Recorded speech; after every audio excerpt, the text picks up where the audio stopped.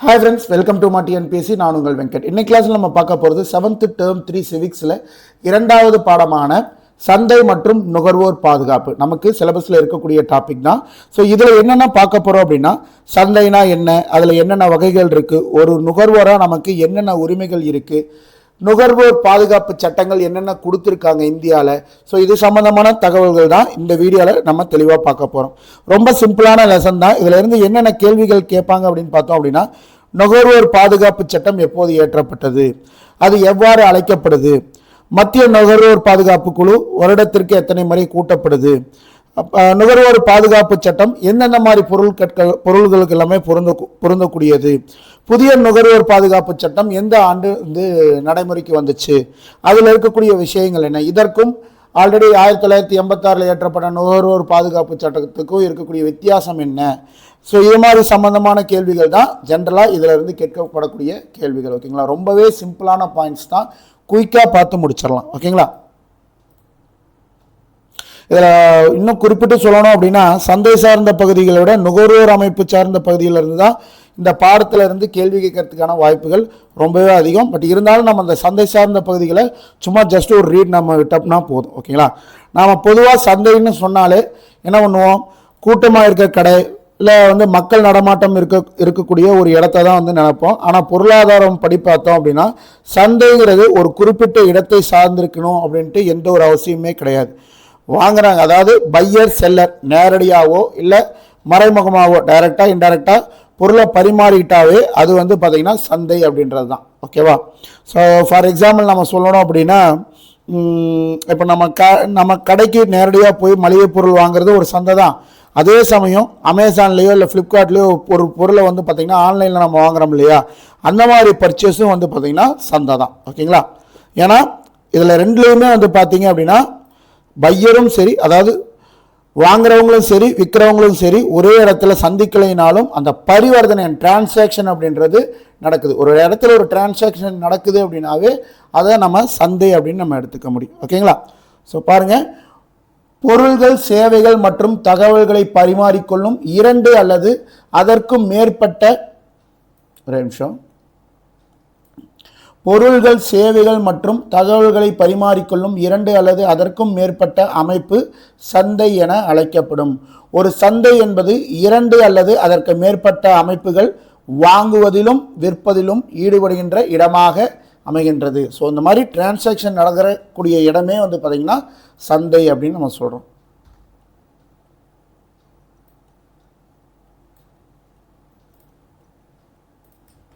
So முக்கியமான points எல்லாமே highlight பண்ணியிருப்பேன். ஸோ அதை நீங்கள் படிச்சிங்கன்னாவே போதும், ஜஸ்ட் ஒரு ரீடு விட்டிங்கன்னா போதுமானது. இம்பார்ட்டன்ட் பாயிண்ட்ஸை மட்டும் நோட் பண்ணிக்கிங்க.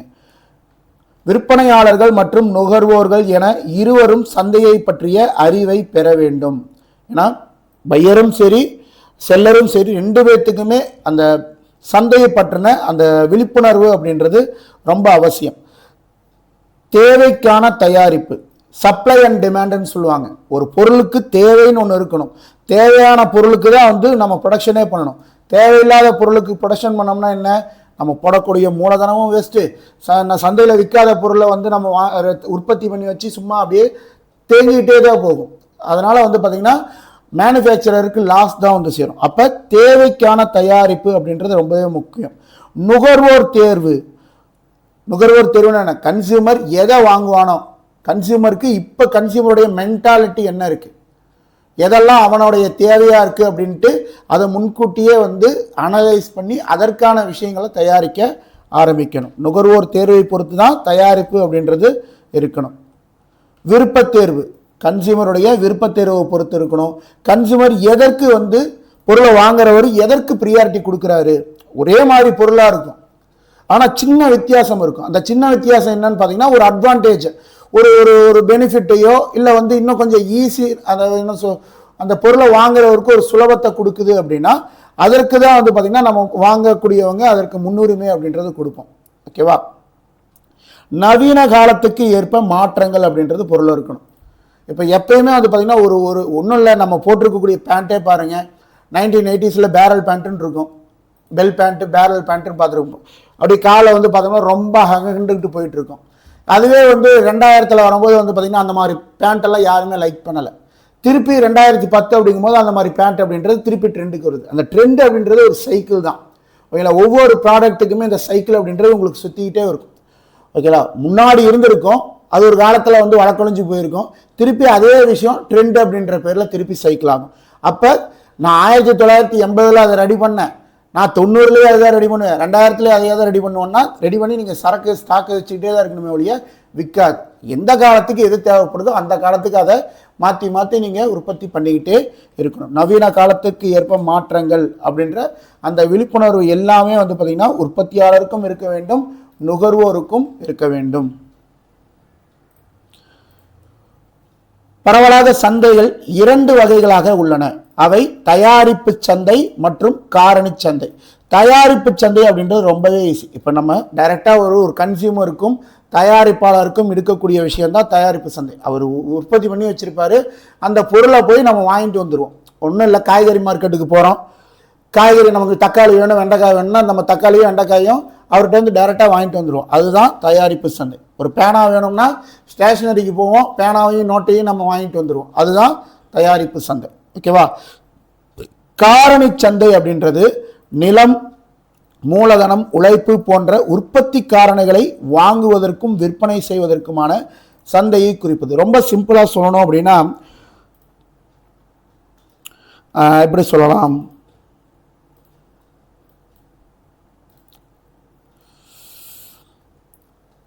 ஃபார் எக்ஸாம்பிள் இப்போ ஒரு தக்காளி வந்து நம்ம கடைக்காரங்கிட்ட இருந்து வாங்குறத நம்ம தயாரிப்பு சந்தைன்னு சொல்லிட்டோம். அதே தக்காளியை உற்பத்தி பண்ணுறதுக்கு என்ன வேணும், லேண்டு வேணும். ஓகேங்களா, லேண்ட் இருந்தாதான் விளைய போட்டு அதை விளைவிக்க முடியும். அப்போ அந்த தக்காளி உருவாகிறதுக்கு காரணமாக இருக்கக்கூடியது காரணி சந்தைன்னு நம்ம சொல்லலாம். ஓகேவா. அப்போ அதற்கு தக்காளி உருவாகிறதுக்கு காரணமாக என்ன இருக்குது, லேண்ட் இருக்குது. அந்த லேண்டில் அந்த விதையை வாங்கி போடுறதுக்கும் அதுக்கு மேற்கொண்டு உரங்கள் போடுவதற்கும் அதை பராமரிப்பு செய்வதற்கு என்ன தேவை, மூலதனம் தேவை, இன்வெஸ்ட்மெண்ட் தேவை. அப்போ அந்த இன்வெஸ்ட்மெண்ட் அப்படின்றதும் ஒரு காரணி சந்தையுடைய ஒரு விஷயமா இருக்குது. அது போக உழைப்பு அப்படின்றது இருக்கணும். சும்மா விதையை தூவிட்டோம்னா விளைஞ்சி வந்துருமா, அங்கே உழைப்பு அப்படின்றது, மனித உழைப்பு அப்படின்றது அவசியமாக இருக்குது. அப்போ அந்த மனித உழைப்பு அப்படின்றதும் ஒரு காரணி சந்தையில் வகைப்படுத்தப்படுது. ஓகேவா. ஸோ காரணி சந்தை அப்படின்றது இதுதான். தயாரிப்பு சந்தை அப்படின்றது மார்க்கெட்டில் கிடைக்கக்கூடியதை நம்ம வாங்குறது, அதை உற்பத்தி பண்ணுறதுக்கு என்னென்ன நீட் இருக்கோ அது எல்லாமே காரணி சந்தை. டிஃப்ரென்ஸ் புரியுதுங்களா? ஓகே. சந்தையை வந்து பார்த்திங்கன்னா நம்ம பல வகையாக பிரிக்க முடியும். என்னென்ன சந்தையாக நம்ம பிரிக்கலாம் அப்படின்னா, இடத்தின் அடிப்படையில், ஓகேங்களா, புவியியல் இருப்பிடத்தின் அடிப்படையில் வந்து சந்தையை பிரிக்கலாம். அந்த சந்தையை என்ன மாதிரி பிரிக்கலாம் அப்படின்னா, உள்ளூர் சந்தை, பிராந்திய சந்தை, மாநில சந்தை, தேசிய சந்தை, சர்வதேச சந்தை அப்படின்ட்டு ஒரு 5 வகையாக பிரிக்கலாம். இந்த உள்ளூர் சந்தை அப்படின்றது உள்ளூர் சந்தையில் வாங்குறவங்களும் சரி விற்கிறவங்களும் சரி அந்தந்த பகுதியை சேர்ந்தவங்களாக தான் இருப்பாங்க. இப்போ எங்கள் ஊர்லன்னா இப்போ தக்காளி விற்கிறவங்க யாராக இருப்பான், தக்காளி வெண்டைக்காய் இந்த மார்க்கெட் காய்கறி மார்க்கெட்டுக்கு நம்ம போகிறோம், அங்கே விற்கிறவங்களா யாராக இருப்பாங்க, நம்ம ஊருக்காரங்களாக தான் இருப்பாங்க. வாங்குறவனா நம்ம ஊர்லேருந்து தான் போய் வாங்குவான்.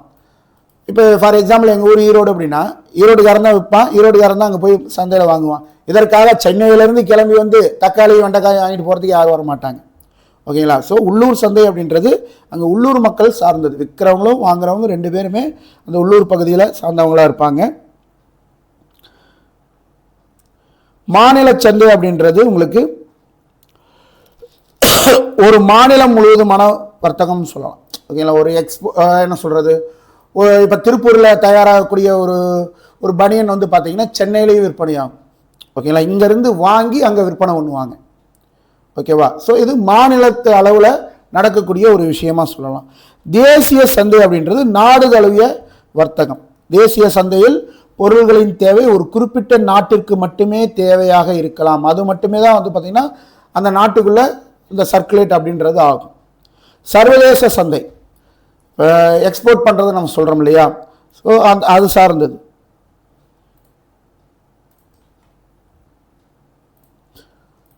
ஸோ இடத்தில் அடிப்படையிலான சந்தை, நேரத்தின் அடிப்படையிலான சந்தை, மிக குறுகிய கால சந்தை.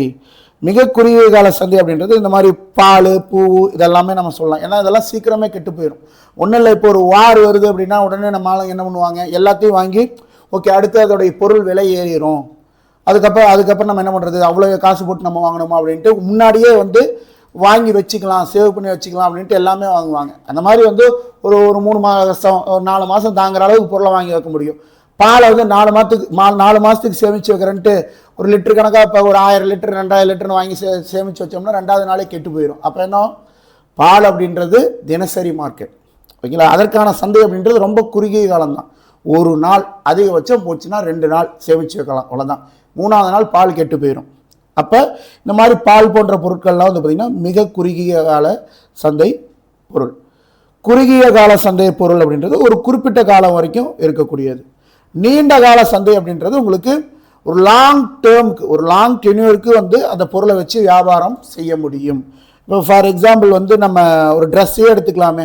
ஒரு ட்ரெஸ்ஸுன்னு எடுத்துக்கிட்டோம்னா அது ஒரு நாள் அழுகி போகிற பொருள் ஒன்றும் கிடையாது, ஓகே. ஒரு வருஷம் வரைக்கும் அந்த ட்ரெண்டு மாறுற வரைக்குமே வந்து பார்த்தீங்கன்னா உங்களுக்கு அந்த பொருளை வச்சு நீங்கள் வியாபாரம் அப்படின்றது செய்ய முடியும். ஒரு நீண்டகால சந்தைப்படுத்தக்கூடிய ஒரு பொருளாக அதை நம்ம பார்க்க முடியும். பரிவர்த்தனையின் அடிப்படையில் சந்தைப்படுத்துறத நம்ம அது ஒரு வகையாக பார்க்கலாம். பரிவர்த்தனையின் அடிப்படையில் அப்படின்னா என்ன, டிரான்சாக்ஷன் பேஸ்டு. 2 டைப் பிஸ்னஸ் தான். ஒன்று கேஷ் அண்ட் கேரி, இன்னொன்று credit terms. Cash and carry அப்படின்னா பொருளை சொல்லுவாங்க, கையில் காசு வாயில தோசைன்னு சொல்லுவாங்க இல்லையா. ஸோ கையில் நீ பொருளை வாங்கின, கையில் காசை கொடுத்துட்டு நீ பொருளை வாங்கிட்டு போப்பா, அதே இடத்துல பொருள் வாங்கக்கூடிய இடத்துலையே பணம் வந்து சேரும். இது ஒரு சந்தை, இது உடனடி சந்தை அப்படின்னு சொல்லப்படக்கூடியது. இன்னொரு சந்தை வந்து பார்த்தீங்க அப்படின்னா எதிர்கால சந்தை, கிரெடிட் டேர்ம்ஸ். எல்லா இடத்துலையுமே ஒரு பிஸ்னஸ் பண்ணுறோம் அப்படின்னா கையில் காசு வாயில தோசை பிஸ்னஸ் பண்ண முடியாது. ஒரு சிலதெல்லாம் வந்து பார்த்திங்கன்னா கடன் அடிப்படையில் ஒரு 30 நாள் கடனாக கொடுத்து பொருளை நம்ம முன்னாடியே அனுப்பிச்சுட்ருவோம். 30 நாள் கழித்து வந்து பார்த்திங்கன்னா அந்த பொருளுக்கான பணத்தை பார்ட்டி நமக்கு அனுப்புவோம். இல்லை 60 நாள் 90 நாள் அப்படின்ட்டு அது வந்து அந்த உற்பத்தியாளருக்கும் வாங்குவோருக்குமான இடையில நடக்கக்கூடிய ஒரு சந்தை, ஓகேங்களா. ஒழுங்குமுறை அடிப்படை அப்படின்றது ஒரு சந்தையை வந்து ஒழுங்குபடுத்துறதுக்கான ஒரு நடைமுறை. இப்போ ஃபார் எக்ஸாம்பிள் வந்து பார்த்திங்கன்னா பங்குச்சந்தையை நம்ம எடுத்துக்கலாம். பங்குச்சந்தையை ஒழுங்குபடுத்தப்பட்டு இருக்கிறதுனால தான் வந்து பார்த்திங்கன்னா அதில் எந்த ஒரு ஊழல் இந்த மாதிரி விஷயங்கள்லாம் நடைபெறாமல் இருக்கிற அளவுக்கு வந்து அதை கட்டுப்படுத்துகிறாங்க. இப்போ ட்ராயே கூட எடுத்துக்கலாம். எதுக்காக ட்ராய் இருக்குது, ட்ராய் வந்து பார்த்திங்கன்னா இந்த தொலைத்தொடர்பு சம்மந்தமான விஷயத்தில் எந்த ஒரு விஷயமும் ஊழல் இந்த மாதிரி எதுவும் நடத்தக்கூடாது, அதை ஒழுங்குபடுத்தி கொண்டு போகணுன்ற அடிப்படையில் நம்ம ட்ராயை நம்ம சொல்கிறோம். இதே காப்பீட்டுக்காகட்டும், இந்த மாதிரி எல்ஐசி இந்த மாதிரி காப்பீட்டு இதுக்காகட்டும், அதற்கும் வந்து பார்த்திங்கன்னா ஒழுங்குபடுத்தக்கூடிய அந்த அதற்கான அதிகாரிகள், அதற்கான ஒரு ஆணையம் அமைப்பு அப்படின்றது எல்லாமே இருக்கு. சந்தை அப்படின்றது போட்டியின் தன்மையின் அடிப்படையிலும் வகைப்படுத்தலாம். இதுல 2 வகையான போட்டி இருக்கு. ஒன்று முற்றுரிமை, மோனோபாலி அப்படின்னு சொல்லக்கூடியது. என்கிட்ட மட்டும்தான் அந்த பொருள் இருக்கு, என்கிட்ட மட்டும்தான் அந்த பொருளை நீ வாங்க முடியும், வேற யாருமே ஒன்றும் இல்லை. ஒரு ஃபார் எக்ஸாம்பிள் ஒரு சோப்புன்னு வச்சுக்கிங்களேன். சோப்பு வந்து இப்போ நம்ம எல்லா கடையிலையும் வாங்குகிறோம், எல்லா வகையான பிராண்டு சோப்பையும் நம்ம வாங்குகிறோம். இந்த மாதிரி ஒரு ஆப்பர்ச்சுனிட்டி அப்படின்றது இருக்குது. அப்போ நம்ம கன்சியூமருக்கு ஒரு தேர்வு அப்படின்றது இருக்கும். ஓகே, அதையும் வாங்கலாம், இதையும் வாங்கலாம், எதை வேணால் எனக்கு பிடிச்ச பிராண்டு, எனக்கு பிடிச்ச கலரு, எனக்கு பிடிச்ச ஸ்மெல்லு அப்படின்ட்டு எதை வேணால் வாங்க முடியும். ஆனால் அதே போய் ஒரே ஒரு கம்பெனி தான். ஃபார் எக்ஸாம்பிள் இப்போ வந்து ஹமாம்னு எடுத்துக்கங்க. ஹமாம் மட்டும்தான் சோப்பு, ஹமாமில் நீம் வெரைட்டி மட்டும்தான் ஒரே சோப்பு. இந்த இந்தியாவில் இருக்கக்கூடிய 140 கோடி ஜனமும் அந்த ஹமாம் சோப்பை மட்டும்தான் வாங்க முடியும் அப்படின்றது தான் இந்த முற்றுரிமை அப்படின்றது, ஓகேங்களா. மோனோபாலி, ஒரே சோப்பு தான் எல்லாரும் வாங்கி ஆகணும், வேறு வழியே இல்லை அப்படின்னு சொல்லக்கூடிய அந்த போட்டியோட தன்மை. அதுக்கு வந்து வேறு போட்டின்றதே கிடையாது, ஓகேவா. வேறு யாரும் போட்டியாக அந்த சோப்புக்கு வரவே முடியாது அப்படின்னு நம்ம சொல்லலாம். ஏகபோக போட்டி அப்படின்னா நிறையா பேர் அந்த போட்டியில் இருப்பாங்க. சபாஸ் சரியான போட்டின்னு சொல்லுவோம் இல்லையா. ஏன் சபாஸ் சரியான போட்டின்னு ஏன்னு சொல்லுவோம், அந்த பல பேர் அடித்து பூந்து விளையாடுவாங்க, அதில் யார் பெஸ்ட்டோ அது அவங்க மேலே வரட்டும் அப்படின்றது தான். அப்போ ஒரே மாதிரியான பொருளை பல பேர் விற்பனை செய்வாங்க, அதில் சின்ன சின்ன மாற்றங்கள் அப்படின்றது தான் இருக்கும். இதே தான் நான் அந்த சோப்பு கதைக்கே நான் வரேன். பல பிராண்ட் இருக்குது, பல கலர் இருக்குது. கோட் மில்க்கும்பாங்க, இன்னொன்று வந்து பார்த்திங்கன்னா சந்தன சோப்பும்பாங்க, இன்னொன்று ஸ்மெல்லுக்காகவே வந்து ஒரு பிரசித்தி பெற்ற சோப்பாக இருக்கும். அப்படிங்கும்போது மார்க்கெட்டில் சோப்புலேயே நிறைய வெரைட்டி இருக்கும். அப்போ நமக்கு வேணுன்றதை நம்ம வாங்க முடியும். இது ஏகபோக போட்டி அப்படின்னு சொல்லலாம். ஸோ ஏகபோக போட்டி என்ற சொல் பேராசிரியர் எட்வர்ட் ஹெச் 1933ஆம் ஆண்டில் ஹார்வர்ட் பல்கலைக்கழகத்தின் சாம்பர்லின் தனது ஏகபோக போட்டியின் கோட்பாடு நூலில் குறிப்பிட்டுள்ளார். ஏகபோக போட்டி அப்படின்ற சொல் யார் சொன்னது? பேராசிரியர் எட்வர்ட் ஹெச் அப்படின்றவர் சொன்னது. எந்த வருடத்துல அந்த ஏகபோக போட்டி அப்படின்ற சொல்ல அவர் சொல்றாரு? 1933ஆம் ஆண்டுல சொல்றாரு. அது எந்த நூல்ல இடம் பெற்றிருக்கு? அவர் சொன்ன அந்த சொல் ஏகபோக போட்டியின் கோட்பாடு அப்படின்ற நூல்ல அது மென்ஷன் பண்ணப்பட்டிருக்கு. ஓகேவா?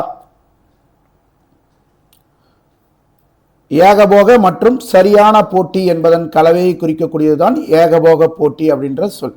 அதில் ஏராளமான வாங்குபவர்கள் மற்றும் தயாரிப்புகளை விற்பவர்கள் உள்ளனர்.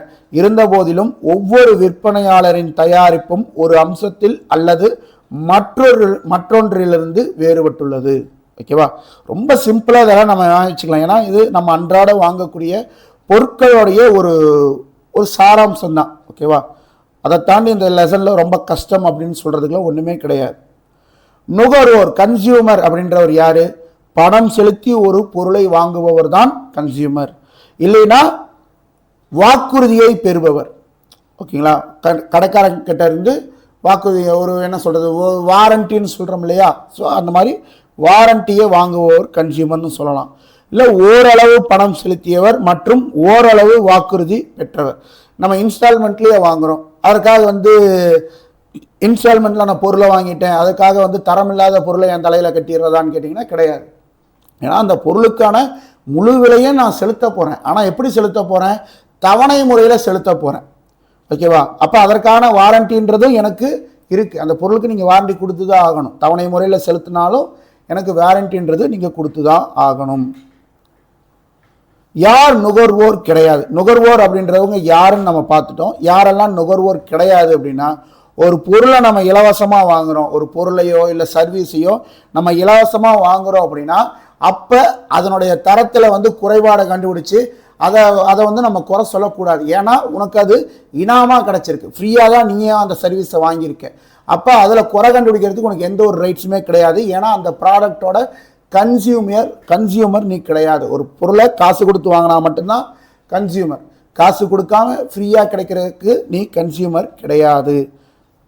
வணிக நோக்கத்திற்காக நானே ரீசேல் பண்ணுறதுக்காக ஒரு ப்ராடக்ட் வாங்குறேன் அப்படின்னா, அப்போ நான் அதை கன்சியூமர் அப்படின்ற அடிப்படையில் நான் என்ன கன்சிடர் பண்ணிக்க முடியாது.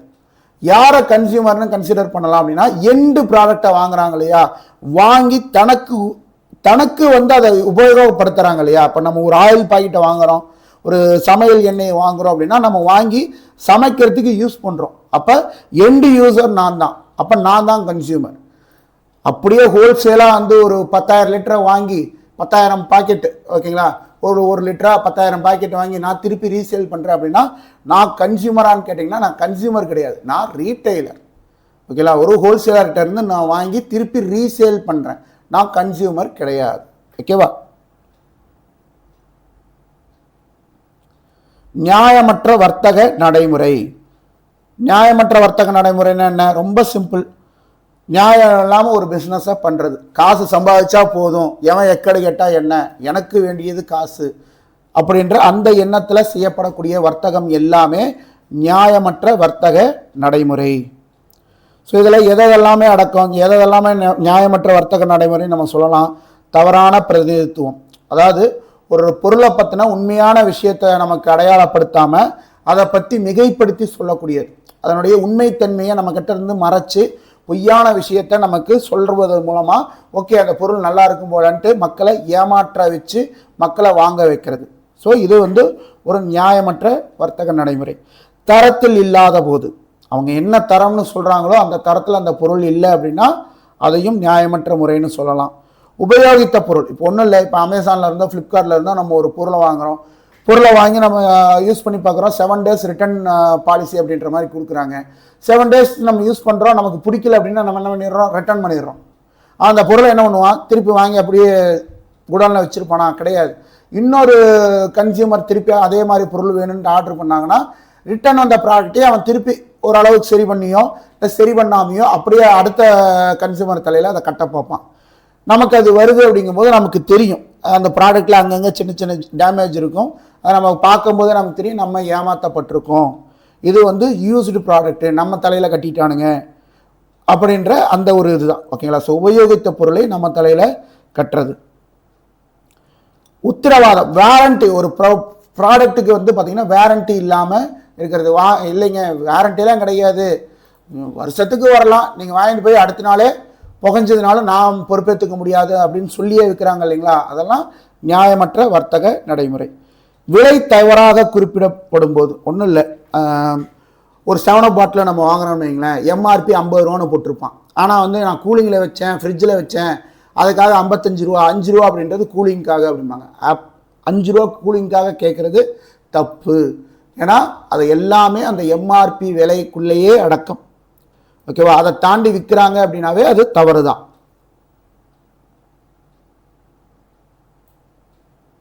இல்லைன்னா இப்படி எடுத்துக்கலாம், ஒரு பொருளுடைய காஸ்ட் அப்படின்றது 100 ரூபா தான் அப்படின்னா 100 ரூபாய்க்கு தான் அதை விற்கணும்.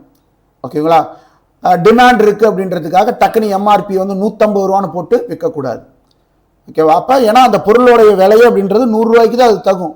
150 ரூபாய்க்கு விற்கிற அப்படின்னா அநியாயம் பண்ணுற, அடித்து பிடுங்குற அப்படின்ற வகையில் நம்ம எடுத்துக்க முடியும். தவறான விளம்பரம், பேரம் பேசும் விலையில் விற்பனை செய்வதற்கான தவறான விளம்பரம் செய்கிறது.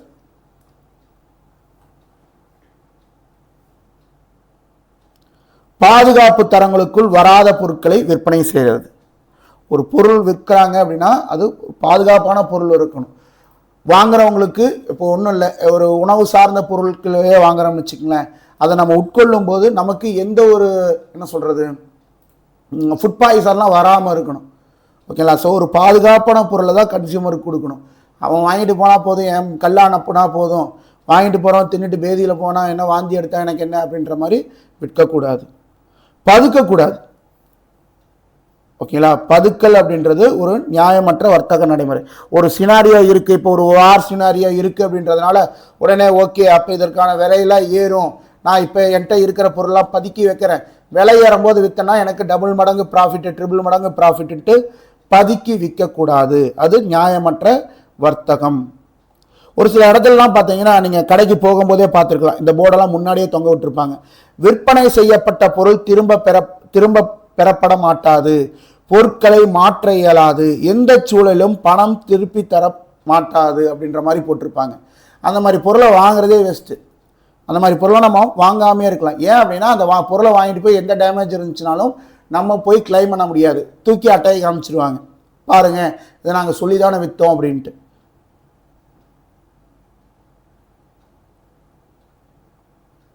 ஸோ இதையெல்லாம் களைவதற்காக தான் வந்து பார்த்தீங்கன்னா நுகர்வோர் பாதுகாப்பு சட்டம் அப்படின்றத 1986ஆம் வருஷம் கொண்டு வராங்க இந்தியாவில். நுகர்வோர் பாதுகாப்பு சட்டம், கன்சியூமரை பாதுகாக்கணும், இந்த மாதிரி வந்து ஏமாத்துறாங்க கன்சியூமரை, அவங்க கொடுக்கக்கூடிய வேல்யூக்கு அவங்கள மதிக்கிறது இல்லை, அவங்கள ஏமாற்றக்கூடாது அப்படின்ற அடிப்படையில் கொண்டு வரப்பட்ட சட்டம் நுகர்வோர் பாதுகாப்பு சட்டம் 1986. ரொம்ப ஞாபகம் வச்சுக்கோங்க, இது ரொம்ப முக்கியமான கேள்வி, கேட்கப்படக்கூடிய கேள்வி. ஓகேங்களா? ஸோ டிஎன்பிஎஸ்சியில் ஆல்ரெடி கேட்டிருக்காங்க, இனி ஃபர்தராகவும் கேட்பாங்க. ஓகேவா? நுகர்வோர் பாதுகாப்பு சட்டம் 1986. இந்த சட்டத்தை வந்து என்னன்னு சொல்லுவாங்கன்னு பார்த்தீங்கன்னா நுகர்வோருக்கான மகா சாசனம் அப்படின்னு சொல்லுவாங்க. இதுவும் ரொம்ப முக்கியமான கீ பாயிண்ட், இதெல்லாமே நோட் பண்ணிக்கோங்க. நுகர்வோர் பாதுகாப்பு சட்டம் 1986 இயற்றப்பட்டது. என்னன்னு சொல்லுவாங்க? நுகர்வோருக்கான மகா சாசனம் அப்படின்னு சொல்லுவாங்க. இந்த சட்டம் வந்து எப்போ ஏற்றப்பட்டது? அக்டோபர் 1986 பாராளுமன்றத்தால் ஏற்றப்பட்டு எப்போது நடைமுறைக்கு வந்துச்சுன்னு பார்த்தீங்கன்னா 1986 டிசம்பர் 24ஆம் தேதி நடைமுறைக்கு இந்தியாவில் வந்துச்சு. அக்டோபரில் ஏற்றினாங்க, நடைமுறைக்கு டிசம்பரில் வந்தது. ஓகேவா? இந்த தேதி எல்லாமே ஞாபகம் வச்சுக்கோங்க.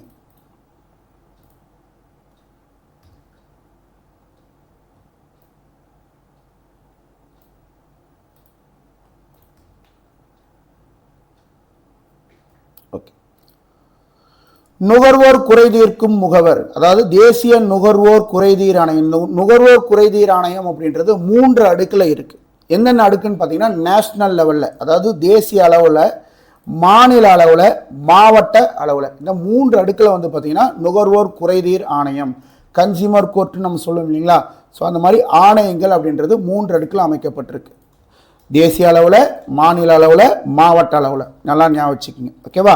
ஸோ இதில் தேசிய அளவில் எந்த அளவுக்கு அமௌண்ட்டில் இருக்கக்கூடிய விஷயங்களை வந்து நேஷ்னல் லெவலில் போய் நம்ம அப்ரோச் பண்ண முடியும் அப்படின்னு பார்த்தீங்க அப்படின்னா, 1 கோடி ரூபாய்க்கும் மேலே வேல்யூ இருக்கக்கூடிய விஷயங்களை வந்து யாரை ஹேண்டில் பண்ணுவா?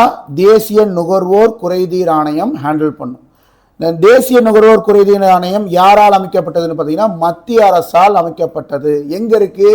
டெல்லியில் இருக்குது. ஓகேவா? இந்த ஆணையம் 1 கோடி ரூபாய்க்கும் அதிகமான மதிப்புமிக்க நுகர்வோர் குறைகளை தீர்க்க முயல்கிறது.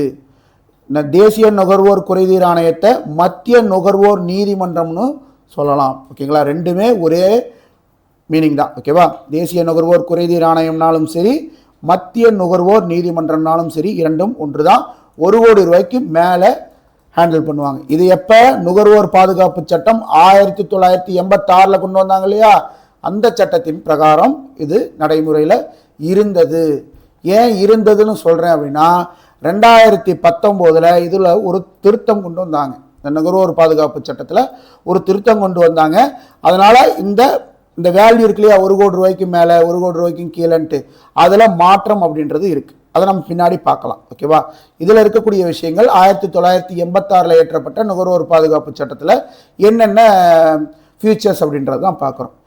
அடுத்தது மாநில நுகர்வோர் குறைதீர் ஆணையம். இது 1 கோடி ரூபாய்க்கும் குறைவான மதிப்பில் இருக்கக்கூடிய விஷயங்களை ஹேண்டில் பண்ணும். நேஷ்னல் லெவலில் 1 கோடி ரூபாய்க்கு மேலே அப்படின்னா, மாநில லெவலில் 1 கோடி ரூபாய்க்கு கீழே இருக்கக்கூடியதெல்லாம் மாநில லெவலில் ஹேண்டில் பண்ணுவாங்க. அடுத்தது மாவட்ட நுகர்வோர் குறைதீர் மன்றம். இது வந்து பார்த்திங்கன்னா 20 லட்சம் ரூபாய்க்கும் உள்ளே இருக்கிறது. ஓகேங்களா? 20 lakhsக்கும் கீழே இருக்கக்கூடிய விஷயங்கள்லாம் யார் ஹேண்டில் பண்ணுவா? மாவட்ட நுகர்வோர் குறைதீர் மன்றம் ஹேண்டில் பண்ணும். அப்போ 20 lakhs above 1 crore கீழே இந்த ரேஞ்சில் இருக்கிறது யார் ஹேண்டில் பண்ணுவா? மாநில நுகர்வோர் குறைதீர் ஆணையம் ஹேண்டில் பண்ணும். 1 கோடி ரூபாய்க்கு மேலே போச்சுன்னா தேசிய நுகர்வோர் குறைதீர் ஆணையம் ஹேண்டில் பண்ணும். ரொம்ப சிம்பிள். இதில் இருக்கக்கூடிய விஷயம் அவ்வளோதான். நுகர்வோர் பாதுகாப்பு சட்டம் 2019 சொன்னேன் இல்லையா, திருத்தம் பண்ணாங்க அப்படின்ட்டு. திருத்தம் அப்படின்றது பல விஷயத்தில் திருத்தம் செஞ்சுருப்பாங்க. ஸோ இதில் வந்து பணவியல் அதிகார வரம்பை இன்க்ரீஸ் பண்ணியிருப்பாங்க. ஓகேங்களா? அதில் ஒன் ஆஃப் த ஃபேக்டராக நம்ம பார்க்கலாம். பணவியல் அதிகார வரம்பை இன்க்ரீஸ் பண்ணியிருப்பாங்க. என்ன இன்க்ரீஸ் அப்படின்னு பார்த்தீங்கன்னா, நேஷனல் லெவலில் 1 crore மேலே வரக்கூடியதெல்லாம் நேஷனல் லெவலில் ஹேண்டில் பண்ணுற மாதிரி சொல்லியிருப்பாங்க இல்லையா? இப்போ இதில் என்ன ஆயிருக்கும் அப்படின்னா, நேஷனல் லெவலில், அதாவது தேசிய அளவில் 1 கோடி ரூபாய்ன்னு இருந்தது 10 கோடி ரூபாய் அப்படின்னு ஆயிடுச்சு. 10 கோடி ரூபாய்க்கு மேலே ஒரு பிரச்சனை இருக்குது அப்படின்னா அதை தேசிய குறைதீர் நீதிமன்றத்தில் பார்த்துப்பாங்க. ஓகேங்களா? நுகர்வோர் குறைதீர் ஆணையத்தில் பார்த்துப்பாங்க. மாநில அளவில் அப்படின்னா 1 கோடி ரூபாய்க்கு மேலே 10 கோடி ரூபாய்க்கும் கீழே, இந்த ரேஞ்சில், இந்த இன்பிட்வீன் ரேஞ்சில் இருக்கக்கூடியது எல்லாமே மாநில லெவலில் ஹேண்டில் பண்ணிப்பாங்க. அப்போ மாவட்ட அளவுன்றது என்ன ஆயிடுச்சு? மாவட்ட அளவுன்றது 1 கோடி ரூபாய்க்கும் கீழே இருக்கக்கூடியது எல்லாமே மாவட்ட லெவல்லையே ஹேண்டில் பண்ணிக்கலாம். இதற்காக நம்ம ஸ்டேட் லெவல்லையோ இல்லை சென்ட்ரல் லெவல்லையோ நம்ம போகணுன்ற அவசியம் கிடையாது. 1 கோடி ரூபாய்க்கும் கீழே இருக்கக்கூடியது எல்லாமே மாவட்ட லெவல்லையே நம்ம ஹேண்டில் பண்ணிக்கலாம் அப்படின்றது இந்த 2019 பாதுகாப்பு நுகர்வோர் பாதுகாப்பு சட்டத்துடைய ஒரு முக்கியமான ஒரு திருத்தம்னு சொல்லலாம். ஓகேங்களா? ஒரு அப்டேட்டட். அப்போ என்ன பழசாக இருந்துச்சு? மாவட்ட லெவலில் 20 லட்சம் தான் இருந்துச்சு. இப்போ 1 கோடி ரூபா அப்படின்ற அளவுக்கு போயிடுச்சு. தமிழில் இந்த புத்தகத்தில் வந்து பார்த்தீங்கன்னா இந்த போர்ஷனை படிக்காதீங்க, இதில் தப்பாக இருக்குது. ஓகேவா? இங்கிலீஷ் புக்கில் பார்த்தீங்கன்னா இந்த வேல்யூஸ் வந்து கரெக்டாக கொடுத்துருப்பாங்க. தமிழ் புக்கில் இது தப்பாக இருக்குது. இதை பார்த்து நீங்கள் கன்ஃபியூஸ் பண்ணிக்க வேண்டாம். ஓகேவா? ஓகே. அடுத்தது இந்த 2019 சட்டத்தில் வேறு என்ன விஷயங்கள்லாம் புதுசாக வந்துச்சு அப்படின்னு பார்த்தீங்க அப்படின்னா, காமர்ஸ், வணிக பரிவர்த்தனைகள். இப்போ அமேசான், ஃப்ளிப்கார்ட்லாம் இருக்குது இல்லைங்களா? அப்போல்லாம் 1986 இந்த காமர்ஸ்ன்றதெல்லாம் கிடையாது. நம்ம பொருள் வாங்கணும்னா கடைக்கு போய் நம்ம நேரடியாக வாங்கிட்டு வந்தால் தான் உண்டு. ஆனால் இந்த 2019 அப்படிங்கும்போது நம்ம காமர்ஸ் அமேசானில் வாங்குகிறோம், ஃப்ளிப்கார்ட்டில் வாங்குகிறோம், அப்புறம் நிறையா இருக்குது. அப்புறம் இது இன்னும் நிறையா இருக்குதுங்க. ஸோ இந்த மாதிரி இடத்துலலாம் நம்ம வாங்குறோம் இல்லையா? இது எல்லாமே வந்து பார்த்திங்கன்னா இந்த சட்டத்துக்குள்ளே கொண்டு வந்துட்டாங்க. அமேசான் ஆகட்டும், ஃப்ளிப்கார்ட் ஆகட்டும், என்னென்ன ஆன்லைன் இது இருக்கோ இது எல்லாமே வந்து பார்த்திங்கன்னா இந்த இதுக்குள்ளே கொண்டு வந்துட்டாங்க, இந்த சட்டத்துக்குள்ளே கொண்டு வந்துட்டாங்க. புகார்களை தாக்கல் செய்தல். முன்னாடி வந்து பார்த்தீங்கன்னா 1986 இயற்றப்பட்ட நுகர்வோர் பாதுகாப்பு சட்டம் அப்படின்றது, நீங்கள் ஒரு விற்பனையாளர் மேலே கேஸ் போடணும், அவர் என்னை ஏமாத்திட்டாரு அதுக்காக நான் கேஸ் போடணும்னு நினச்சிங்கன்னா அந்த விற்பனையாளருடைய முகவரி எங்கே இருக்கோ அங்கே போய் அங்கே இருக்கக்கூடிய குறைதீர் ஆணையத்தில் தான் உங்களுடைய புகாரை பதிவு செய்ய முடியும். ஆனால் இப்போ எங்கேருந்து வந்துச்சுனாலும் சரி, செல்லர் இப்போ நம்ம ஆன்லைனில் வாங்குகிறோம், செல்லர் பார்த்திங்கன்னா டெல்லியில் இருப்பான், இதுக்காக நம்ம இங்கேருந்து கிளம்பி போய் டெல்லியில் கேஸை கொடுத்துட்டு இருக்க முடியுமா? முடியாது. அப்போ இருந்த இடத்துல இருந்தே நம்ம புகாரை பதிவு செய்ய முடியும். ஓகேலா? தாக்கல் செய்தல். மத்திய நுகர்வோர் பாதுகாப்பு அதிகாரத்தை நிறுவுதல். புதிய சட்டம் மத்திய நுகர்வோர் பாதுகாப்பு ஆணையம் என அழைக்கப்படும் ஒரு ஒழுங்குமுறை அதிகாரத்தை நிறுவுவதற்கு முன்மொழிகிறது. மத்திய நுகர்வோர் பாதுகாப்பு ஆணையத்திற்கு ஒரு தலைமை இயக்குனர் தலைமையில் ஒரு விசாரணை பிரிவு இருக்கும். இது நுகர்வோர் சட்ட மீறல்கள் குறித்து விசாரணை அல்லது விசாரணையை நடத்தக்கூடும். ஓகேங்களா? விசாரணை நடத்துவாங்க. இந்த மாதிரி நம்ம ஒரு கேஸ் போட்டிருக்கோம் அப்படின்னா அதை அவங்க ஹேண்டில் பண்ணி அதன் மேலே வந்து விசாரணை அப்படின்றது நடத்துவாங்க. தவறான விளம்பரத்திற்கு அபராதம். ஓகேங்களா? ஒரு பொருளை பற்றின உண்மைத்தன்மையை மறைச்சி ஒரு தவறான விளம்பரம் பண்ணுறாங்க அப்படின்னா அதற்கு அபராதம் அப்படின்றது இருக்குது. இல்லைன்னா அந்த மாதிரி விளம்பரம் பண்ணுறவங்களுக்கு சிறை தண்டனையும் இருக்குது. ஓகேங்களா? அது 2019 புதுசாக கொண்டு வந்தது. தவறான விளம்பரத்திற்காக மத்திய நுகர்வோர் பாதுகாப்பு ஆணையம் ஒரு உற்பத்தியாளர் அல்லது ஒப்புதல் அளிப்பவருக்கு, ஒரு செல்லர் வந்து பார்த்திங்கன்னா ஒரு தவறான விளம்பரம் செஞ்சுருக்காரு ஒரு பொருளை பற்றி அப்படின்னா அவருக்கு 10 லட்சம் ரூபா வரைக்கும் அபராதம் விதிக்கலாம். அப்படி இல்லை அப்படின்னா 2 ஆண்டுகள் சிறை தண்டனை அப்படின்றது விதிக்கலாம். இல்லை அப்படின்னா 50 லட்சம் ரூபா வரைக்கும் அபராதம் விதிக்கலாம். இல்லைன்னா 5 ஆண்டு வரை சிறை தண்டனை விதிக்கலாம். அவர் எந்த அளவுக்கு தப்பு செஞ்சிருக்காரோ அந்த அளவுக்கான தண்டனை. ஒன்றா பணமாக கட்டு, இல்லைன்னா ஜெயிலுக்கு போ. அப்படி இல்லை அப்படின்னா 1 வருடம் வரை ஒப்புதல் அளிப்பதை மத்திய நுகர்வோர் பாதுகாப்பு ஆணையம் தடை செய்யவும் முடியும்.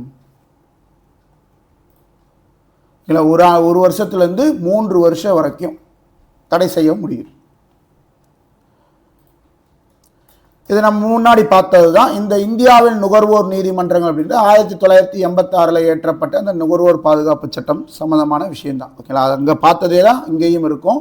தேசிய நுகர்வோர் குறைதீர் ஆணையம் ஒரு தேசிய அளவிலான நீதிமன்றம், இந்தியா முழுவதற்கும் குறைதீர் ஆணையமாக செயல்படுகிறது. இழப்பீடு 1 கோடி ரூபாய்க்கு மேல் இருந்தால் தேசிய ஆணையம் நுகர்வோர் நீதிமன்றங்களின் உச்ச அமைப்பாகும். இதையும் 2019 போட்ட அந்த திருத்த நுகர்வோர் பாதுகாப்பு சட்டத்தையும் கன்ஃபியூஸ் பண்ணிக்காதீங்க. இது 1986க்கானது. ஓகேவா? இது 1986ஆம் ஆண்டில் நுகர்வோர் பாதுகாப்பு சட்டத்தின் கீழ் 1988 அமைக்கப்பட்டது. 86 டிசம்பர் 24 சட்டம் நடைமுறைக்கு வந்துருச்சு. ஆனால் இதற்கான ஆணையம் எப்போது அமைக்கப்பட்டதுன்னு பார்த்தீங்கன்னா 1988 தான் அமைக்கிறாங்க. இதனுடைய தலைமை அலுவலகம் எங்கே இருக்குது? புதுடெல்லியில் இருக்குது. இதனுடைய தலைவராக யார் இருப்பாங்கன்னு பார்த்தீங்க அப்படின்னா, இந்த ஆணையத்துடைய தலைவராக இந்தியாவின் உச்ச நீதிமன்றத்தில் ஓய்வு பெற்ற நீதிபதி இதனுடைய தலைமையை ஹேண்டில் பண்ணுவார். மாநில நுகர்வோர் குறைநீதி நீதிமன்றம் மாநில அளவில் ஒரு நீதிமன்றம் செயல்படுகிறது. இழப்பீடு கோரப்பட்ட வழக்குகள் 20 லட்சத்திற்கும் மேல் இருக்குமானால் மாநில நுகர்வோர் குறைதீர் ஆணையம் அதை ஏற்கும். இதுவே மாவட்டம் அப்படின்னா 20 லட்சம் வரை விசாரிக்க அனுமதி மாவட்ட நீதிமன்றத்திற்கு இருக்குது. மாவட்ட நுகர்வோர் குறைதீர் நீதிமன்றத்திற்கு இருக்குது. ஓகேங்களா? ரொம்ப சிம்பிளாக அவ்வளோதான். இந்த லெசன் முடிஞ்சு. இது சார்ந்த நுகர்வோர் பாதுகாப்பு சார்ந்த என்னென்ன முக்கியமான சட்டங்கள் இருக்குதுன்னு பார்த்தோம் அப்படின்னா, நுகர்வோர் பாதுகாப்பு சட்டம் 1986 நம்ம பார்த்தோம். அதுக்கப்புறம் வந்து பார்த்திங்கன்னா சட்ட அளவீட்டு சட்டம், இந்த எடை மற்றும் அளவீட்டு சட்டம்னு சொல்லும் இல்லைங்களா, அந்த சட்ட அளவீட்டு சட்டம் 2009ஆம் ஆண்டு இயற்றப்பட்டது. இந்திய தர நிர்ணய பணியகம் 1986. இப்போ பிஏஎஸ் ஹால்மார்க்கெலாம் நம்ம சொல்கிறோம் இல்லைங்களா, அந்த மாதிரி ஒரு தரச்சான்று ISI BIS 916 இந்த மாதிரி இந்த தரச்சான்றுகள் கொடுக்கக்கூடியது. அத்தியாவசிய பொருள்கள் சட்டம் அப்படின்றது 1955 ஏற்றிருப்பாங்க. ஓகேங்களா? அத்தியாவசிய பொருள்கள் சட்டம் 1955 ஏற்றப்பட்டது. கருப்பு சந்தைப்படுத்துதல், பிளாக் மார்க்கெட்டுக்காக வந்து பதுக்கி வைக்கிறது. பொருள் இருக்கும், ஆனால் வந்து மக்கள் போய் கேட்டாங்கன்னா பொருள் இல்லை, தீர்ந்து போச்சு, வரணும் அப்படின்ட்டு பதுக்கி வைக்கிறது. ஏன்னா டிமாண்ட் கிரியேட் ஆகும். அப்போ அதிகபட்ச லாபம் சம்பாதிக்கலாம் அப்படின்றதுக்காக வந்து பார்த்திங்கன்னா இந்த பிளாக் மார்க்கெட்டை கொண்டு வருது. கருப்பு சந்தைப்படுத்துதல் தடுப்பு மற்றும் அத்தியாவசிய பொருட்களின் பராமரிப்பு பொருட்களின் சட்டம் 1980ஆம் ஆண்டு இயற்றப்பட்டது. ஸோ இதெல்லாமே முக்கியமான சட்டங்கள், நோட் பண்ணிக்கிங்க. ஸோ அவ்வளோதான், இந்த பாடம் முடிஞ்சு. ஸோ புக் பேக் ஆன்சர்ஸ் பார்த்துடலாம். எந்த ஒரு சந்தர்ப்பத்தில் ஒரு நுகர்வோர் குறைபாடுள்ள தயாரிப்புக்காக உற்பத்தியாளருக்கு எதிராக புகார் செய்ய முடியாது அப்படின்னு பார்த்தீங்கன்னா, பொருள்களின் தொகுதி எண், ஓகேங்களா, பேட்ச் நம்பர்னு சொல்லுவாங்க. ஒன்றும் இல்லை, நீங்கள் ஒரு உப்பு பாக்கெட்டை வாங்கி பின்னாடி திருப்பி பார்த்தீங்கன்னாலும் சரி, அதில் வந்து பார்த்திங்கன்னா ஒரு பேட்ச் நம்பர் அப்படின்றது இருக்கும். மேனுஃபேக்சரிங் டேட்டு, எக்ஸ்பைரி டேட்டு, இது ரெண்டுக்கும் நடுவில் வந்து பார்த்திங்கன்னா பேட்ச் நம்பர் அப்படின்றது கொடுத்துருப்பாங்க. எதற்காக அந்த பேட்ச் நம்பர் அப்படின்னு பார்த்தீங்கன்னா, அந்த பேட்ச் நம்பரில் இருக்கக்கூடிய ப்ராடக்டில் ஒரு பிரச்சனை இருக்குது, அதில் ஒரு தரக்குறைபாடு இருக்குது அப்படின்னா அந்த பேட்ச் நம்பரில் உற்பத்தி பண்ண அனைத்து பொருளையுமே அந்த பிரச்சனை அப்படின்றது இருக்கும். அதற்காக தான் அந்த பேட்ச் நம்பர் ஒரு ஐடென்டிஃபிகேஷன் மார்க்காக கொடுத்துருப்பாங்க. ஓகேங்களா. உற்பத்தியாளரின் முடிவில் இருந்து நுகர்வோர் பல்வேறு சிக்கல்களை எதிர்கொள்கின்றனர். என்ன சிக்கல்? நியாயமற்ற வர்த்தக நடைமுறை. நுகர்வோருக்கு ஒரு பொருள்கள் தயாரிப்பு பற்றிய போதுமான தகவல்கள் வழங்கப்பட வேண்டும். பொருள்கள் வாங்குவதில் முடிவு செய்யறதுக்கான தகவல்களை அந்த ப்ராடக்ட்லேயே கொடுத்துருக்கணும். அதான் சொல்கிறேன் இல்லைங்களா, எம்ஆர்பி, எப்போ மேனுஃபேக்சர் பண்ணது, எப்போ எக்ஸ்பைரி ஆக போகுது. ஸோ இதுக்கு மேலே இன்க்ரீடியன்ட்ஸ் என்ன இருக்குது, இந்த பொருளில் என்னென்ன இன்க்ரீடியன்ட்ஸ் இருக்குது, இதெல்லாம் பார்த்தோம் அப்படின்னா நம்ம ஆரோக்கியத்திற்கு ஓகேவா, வாங்கணுமா வாங்க வேணாமா அப்படின்ட்டு கன்சியூமர் டிசைட் பண்ணலாம். அப்போ அந்த கன்சியூமர் டிசைட் பண்ணக்கூடியதுக்கு உண்டான அனைத்து தகவல்களையும் செல்லர் கொடுக்கணும். ஓகேங்களா. பொருள்கள் வாங்குவதில் முடிவெடுக்கக்கூடிய விஷயங்களை செல்லர் கொடுக்கணும். தேசிய, மாநில மற்றும் மாவட்டங்களில் உள்ள நுகர்வோர் நீதிமன்றங்களின் அமைப்பு வணிகர்களின் நியாயமானதை வர்த்தக நடைமுறைகளுக்கு எதிராக நுகர்வோர் குறைகளை ஆராய்வது என அழைக்கப்படுகிறது. 3 அடுக்கு அமைப்பு. ஓகேங்களா. நேஷனல் லெவலில், ஸ்டேட் லெவலில், டிஸ்ட்ரிக்ட் லெவலில். தரம் குறைவான பிற வெளிப்புற பொருள்களை ஒரு உயர்ந்த தரமான பொருளுடன் கலப்பது என்னன்னு சொல்கிறோம்? கலப்படம்னு சொல்லுவோம். 2 அல்லது அதற்கு மேற்பட்ட பரிமாற்ற பொருள்கள், சேவைகள் மற்றும் தகவல்களின் ஈடுபடும் ஒரு சந்தை என்று அழைக்கப்படுகிறது. ஒழுங்குபடுத்தப்பட்ட சந்தைகளில் பொருத்தமான அரசாங்க அதிகாரிகளால் சில மேற்பார்வை அப்படின்றது இருக்கு. முற்றுரிமை என்பது மோனோபாலின்னு சொல்றோம் இல்லைங்களா, முற்றுரிமை என்பது ஒரு சந்தை கட்டமைப்பை குறிக்கிறது. அதில் முழு உற்பத்தியிலும் ஒரு கட்டுப்பாட்டை கொண்ட ஒரு ஒற்றை தயாரிப்பு அல்லது விற்பனையாளராக இருக்கிறார். நுகர்வோர் பாதுகாப்பு சட்டம் நியாயமற்ற வர்த்தக நடைமுறைகளை சரிபார்க்க நுகர்வோர் பாதுகாப்பு துறையின் மகா சாசனம் என்று கருதப்படுகிறது. நுகர்வோர் உற்பத்தி சட்டம் எப்போ கொண்டு வரப்பட்டது? 1986 கொண்டு வரப்பட்டது. சட்டபூர்வமான அளவீட்டு சட்டம் 2009 கொண்டு வரப்பட்டது. இந்திய தர நிர்ணய பணியகம் 1986 கொண்டு வரப்பட்ட சட்டம். அத்தியாவசிய பொருட்கள் சட்டம் 1955 கொண்டு வந்தது. பின்வரும் கூற்றுகளை ஆய்க. பொருத்தமான பதிலை தேர்வு செய்க.